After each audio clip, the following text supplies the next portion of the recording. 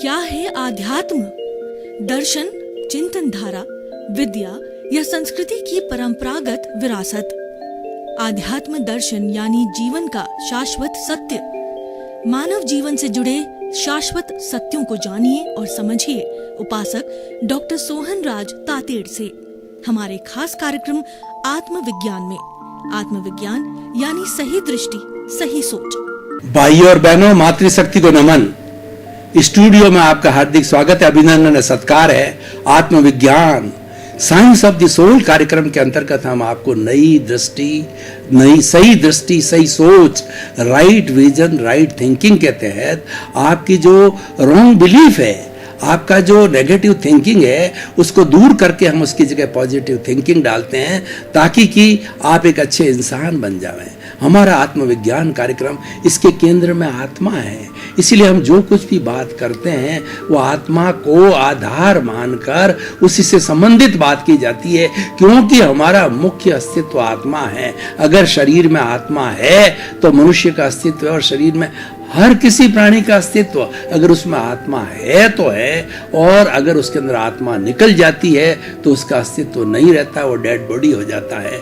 तो हम अपने आप को जानने के लिए ये सारा कार्यक्रम प्रारंभ किया है, और ये नए नए एपिसोड्स के माध्यम से जो है हम आपको बताते हैं। तो आज का हमारा विषय बहुत सुंदर विषय है कि मैं कौन हूँ।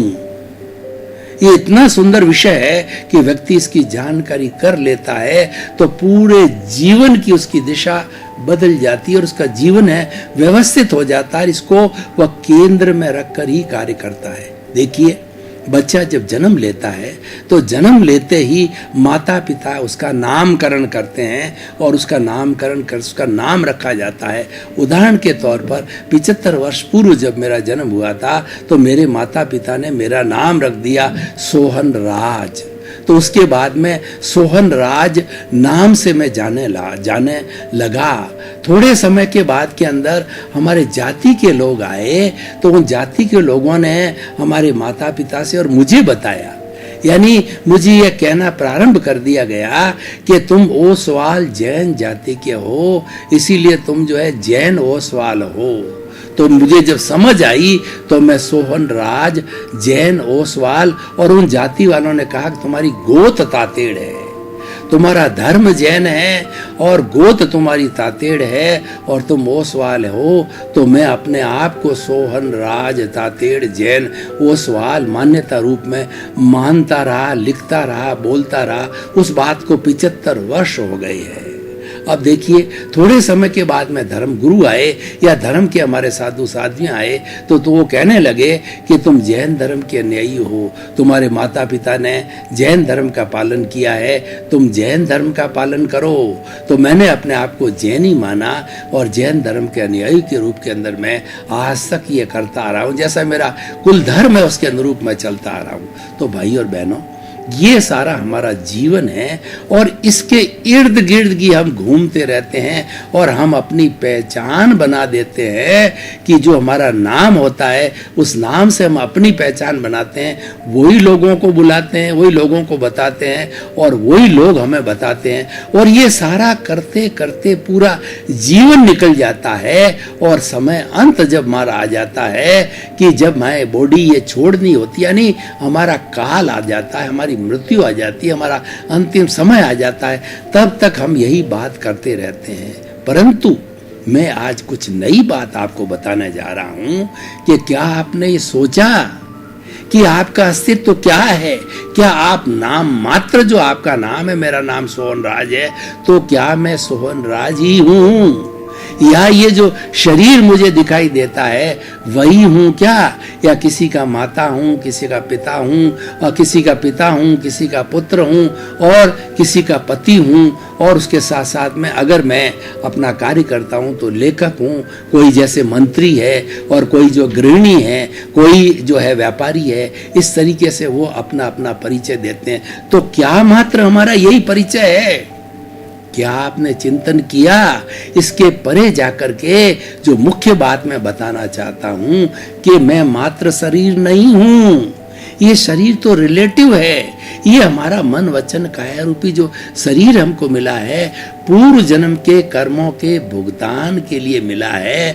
कि पूर्व जन्म के अंदर जैसे जैसे हमने कॉजेस डाले हैं, जैसे जैसे कर्म बीज डाले हैं, जैसे जैसे भाव किए हैं, वो भाव कर्म इस जन्म में लेते ही, मेरा जन्म होते ही वो द्रव्य कर्म में बदल गए।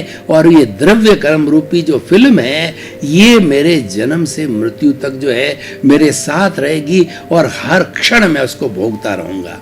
इसीलिए कहा गया है कि ये तो करने वाला है, ये तो भोगने वाला है और ये पीछे से लेके आया है। लेकिन हम आपको जो है आत्मविज्ञान कार्यक्रम के अंतर्गत जो है आपका जो रियल स्वरूप है वो बताना चाहते हैं, आपको सनातन सत्य बताना चाहते हैं, आपको कुदरत का कानून बताना चाहते हैं, आपको अल्टीमेट ट्रुथ देना चाहते हैं कि आप मात्र शरीर नहीं हो, शरीर से परे भी जो है आप एक शुद्ध आत्मा हो। शुद्ध आत्मा कैसी?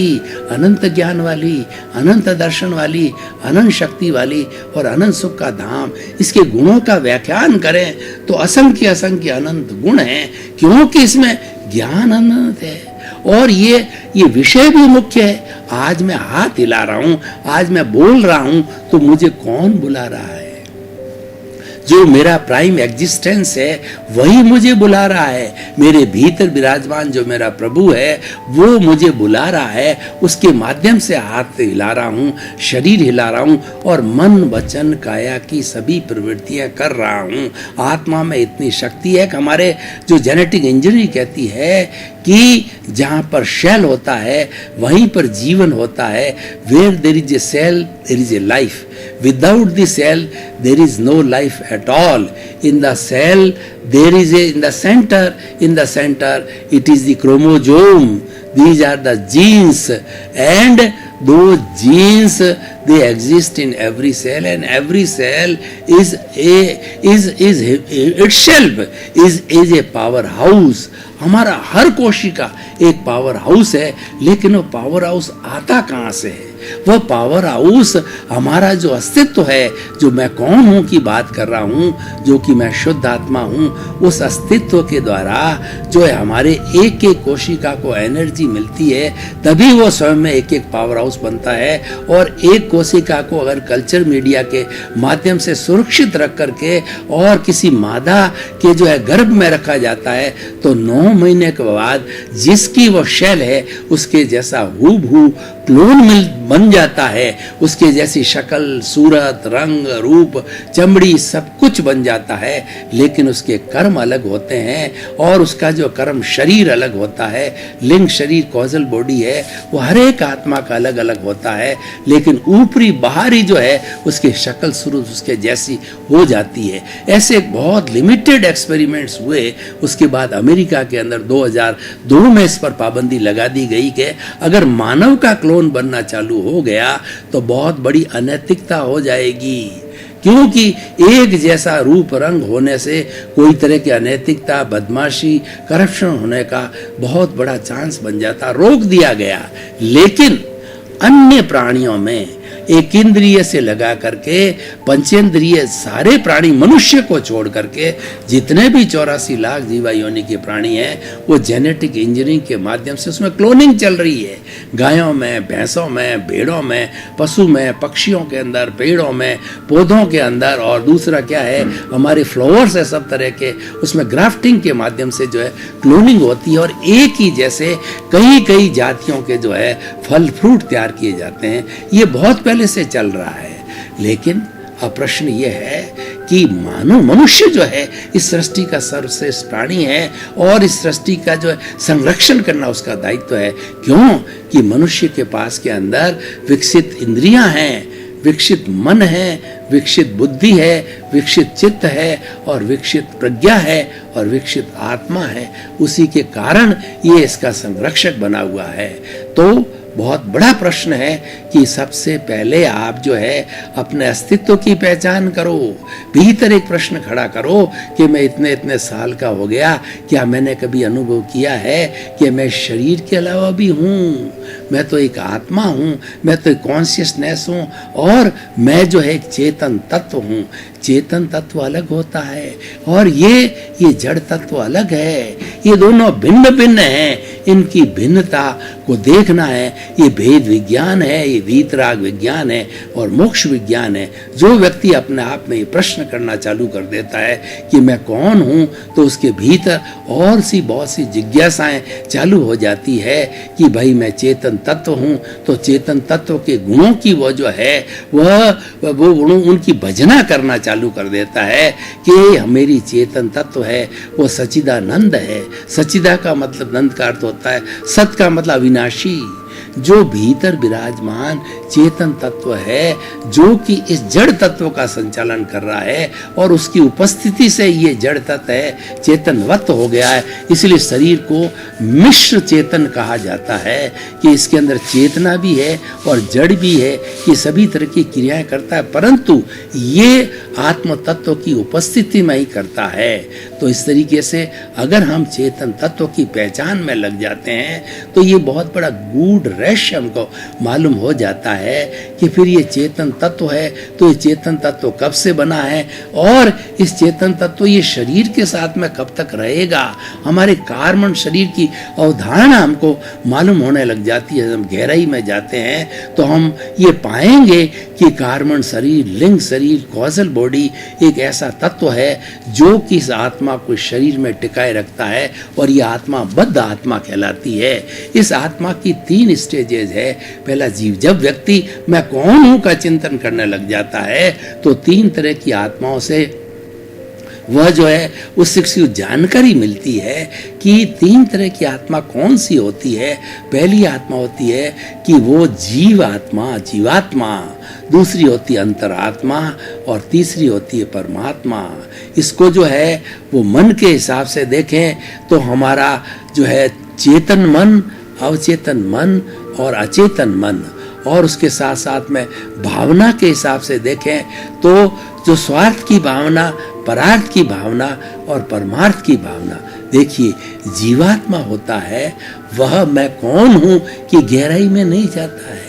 जीवात्मा और अंतरात्मा में अंतर क्या है कि जीवात्मा तो मात्र यही समझता है जो मैंने बताया, जन्म लिया उसके बाद में उस नाम से काम करता, और ये महसूस करता है कि ये सारा काम मैंने किया, मैंने धन कमाया, मैंने बंगला बनाया, मैं बड़ा विद्वान बना, मैं करोड़पति बना, मैं किसी का पुत्र हूँ और किसी का पति हूँ और किसी का रिश्तेदार हूँ। ये सारे हमारे बाह्य जितने भी रिलेशंस है उसी में खोए रहते हैं, मैं और मेरा में खोए रहते हैं, और उसी के अंदर सुख दुख की अनुभूति करते हैं। उन 2 पलड़ों के अंदर हम झूलते रहते हैं। उसके अलावा जो है हमारा तीसरा नेत्र है जो कि सम्यक दर्शन का है, वह नहीं खुलता है। लेकिन जब हम किसी ज्ञानी पुरुष की शरण में जाते हैं, जब हमारे पूर्व जन्म के कर्मों के योग से कोई हमको ज्ञानी मिलता है, कोई गुरु मिलता है, तो हमें ज्ञान देता है। वो ज्ञान क्या देता है? वो अपने अस्तित्व की जानकारी कराता है, मैं कौन हूँ उसकी जानकारी कराता है। वो भेद विज्ञान कराता है कि वह जड़ को अलग कर देता है, चेतन को अलग कर देता है। अलग करने का अर्थ क्या हुआ कि आपकी अनुभूति में पैदा कर देता है। प्रतीति जो है 100% पैदा कर दी जाती है कि तुम आत्मा हो और तुम जीवात्मा से अंतरात्मा में आओ। ज्ञान मिलते ही ये जो हमारा जीवात्मा है वो अंतरात्मा में आ जाता है, और इस आत्मा की जो भाव सत्ता है, प्रज्ञा है, वो इस शरीर को मॉनिटर करने लग जाती है। और हर क्षण जो जीवात्मा मात्र चिंतन जो मैं मेरा करती थी, उस चिंतन को ये जो है हमारी प्रज्ञा है, उस प्रज्ञा जो है उसको उलट देती है, और वो कहती है तू तो ज्ञान लिया हुआ है, और ज्ञान लिया हुआ है तो तू तेरे ज्ञाता दृष्टा जो स्वभाव है उस स्वभाव को मालूम कर। मैं कौन हूँ? तू तो चेतन तत्व है, उसी में रमण करो, उसका रियलाइजेशन करो, ज्ञाता दृष्टा भाव में रहो, वही तुम्हारा स्वभाव है। और जो तुम्हारा विभाव है ये कार्मण शरीर है। जो ज्ञानी पुरुष होता है, हमारे भीतर जो कषा है, जो चार्ज कषा है, देखिए जब हम जैसे भाव करते हैं उस भाव के अनुरूप जो है हमारा चार्जिंग होता रहता है। हमारे पास में जो मोबाइल होता है, मोबाइल में बैटरी होती है, जब उस चार्जर को जो है पिन के अंदर डाल देते हैं तो ये बैटरी जो 1% से लगा के 100% तक चार्ज होती रहती है। उसी तरीके से हमारे भीतर जो कषाय है, हमारे भीतर जो क्रोध, मान, माया, राग, द्वेष और मोह का संसार है, वह ही चार्ज करता रहता है, वो नए चीजों को चार्ज करता है, वो साथ रहता है।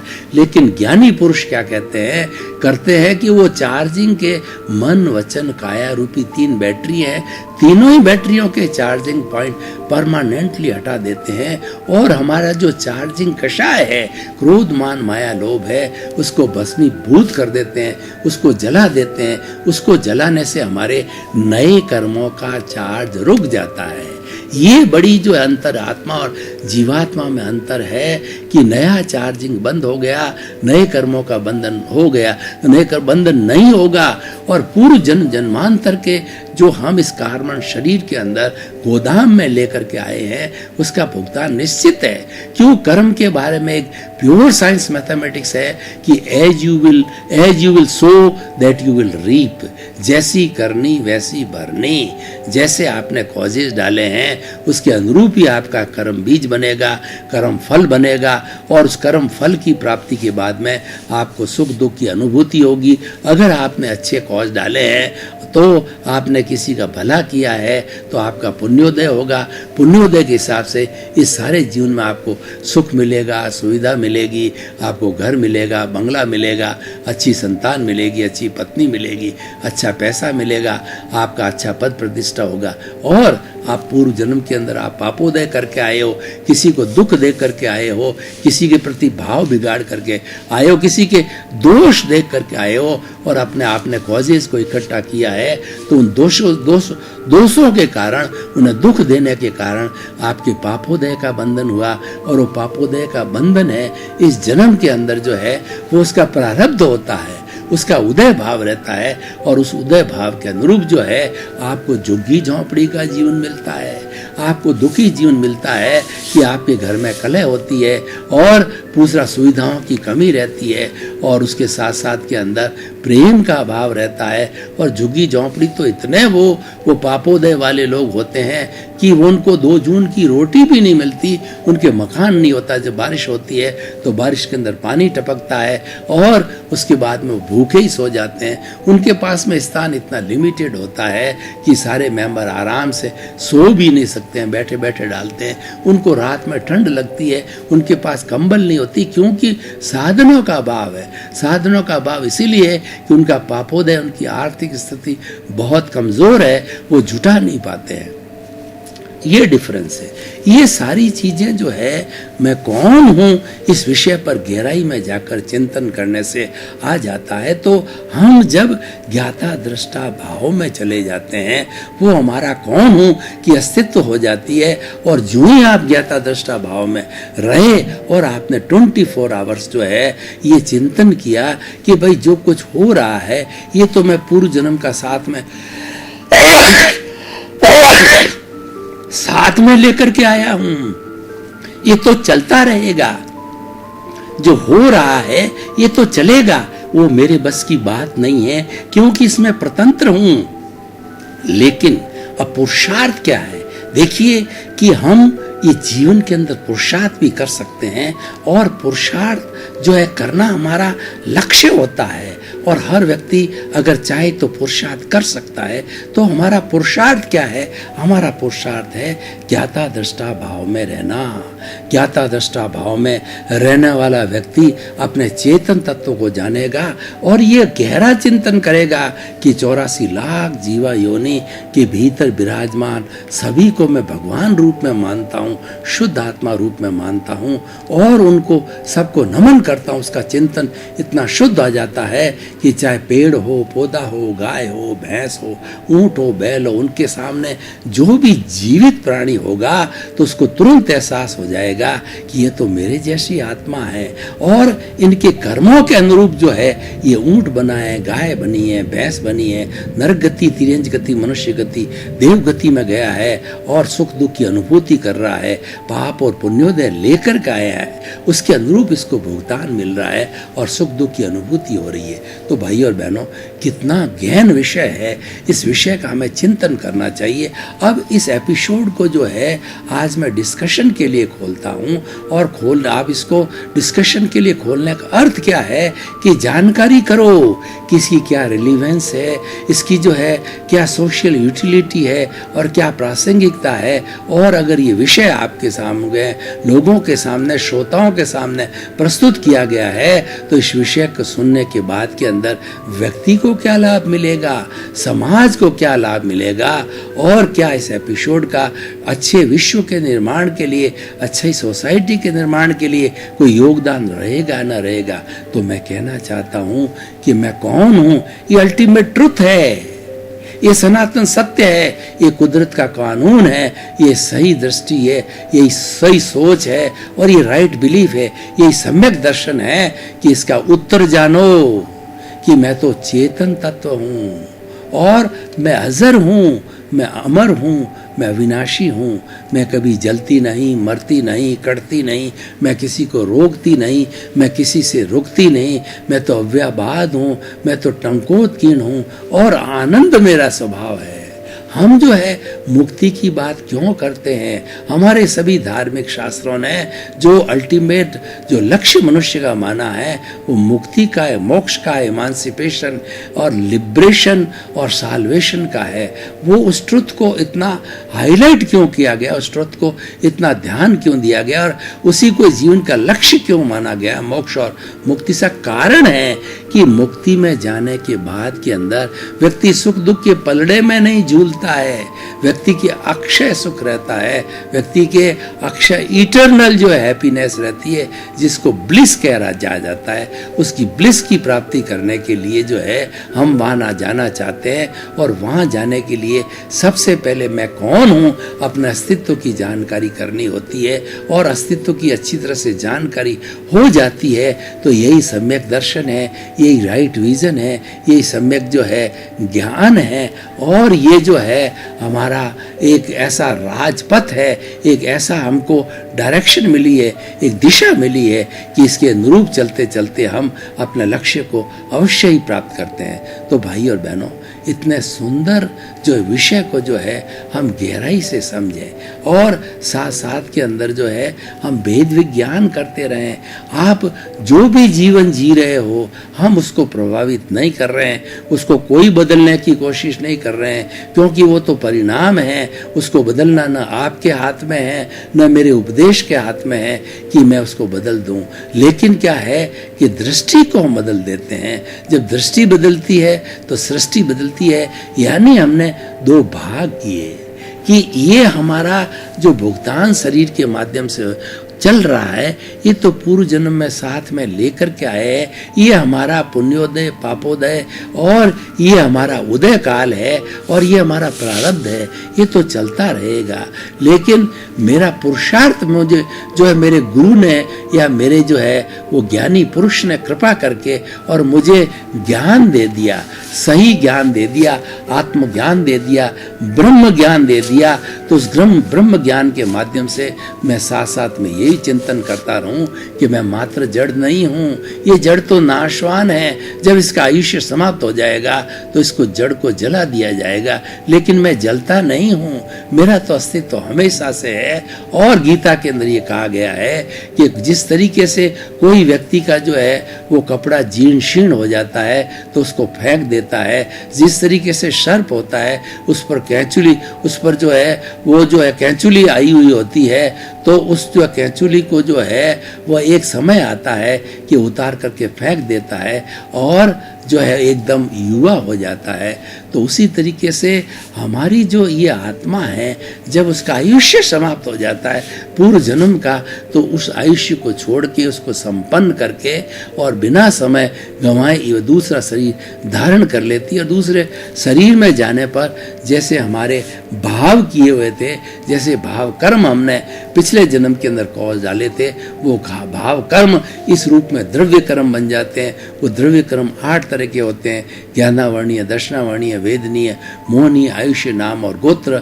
और वो द्रव्य कर्म है, उसकी 148 प्रकृति है, इनका उदय चलता रहता है और उस उदय के अनुरूप जो है हम सारा जीवन है यापन करते रहते हैं। तो हमारा जो हम ये मैं कौन हूँ जब अस्तित्व हो जाता है, तो उसके अस्तित्व होने के बाद में जब ज्ञाता दृष्टा भाव की स्थिति में रहते हैं, तो इसका अर्थ क्या हुआ? इसका अर्थ ये कि जो हम लेके आए हैं, जो हमारी फिल्म चल रही है उसके साथ जुड़ो मत। ये चिंतन करो कि इसके साथ जो ही जुड़ गए तो मेरे राग द्वेष हो जाएगा। भाई और बहनों, आपका बहुत बहुत धन्यवाद। आप हमारा आत्मविज्ञान कार्यक्रम बराबर देख रहे हो, हमें फीडबैक मिल रहा है। और हमारे पर्दे के पीछे जो है वेबसाइट हमारा जो है वह जो है मोबाइल ऐप और तथा उसके साथ साथ में हमारा जो ईमेल दिया हुआ है, उस माध्यम पे आपकी कोई जिज्ञासा हो तो उसका समाधान हेतु हमें आप भेज सकते हैं। और उसका तुरंत जो है हम आध्यात्मिक जो समाधान आपको सही दृष्टि, सही सोच के रूप के अंदर दे करके जो है आपकी जो जिज्ञासा को हम शांत करेंगे। तो क्योंकि हमारा उद्देश्य है सर्वे भवन्तु सुखिनः सर्वे भवन्तु निरामया। इसी क्रम में आपका जीवन आनंदमय हो, मंगलमय हो। आपके प्रति शुभकामनाएं। आत्मविज्ञान में आत्मविज्ञान यानी सही दृष्टि, सही सोच।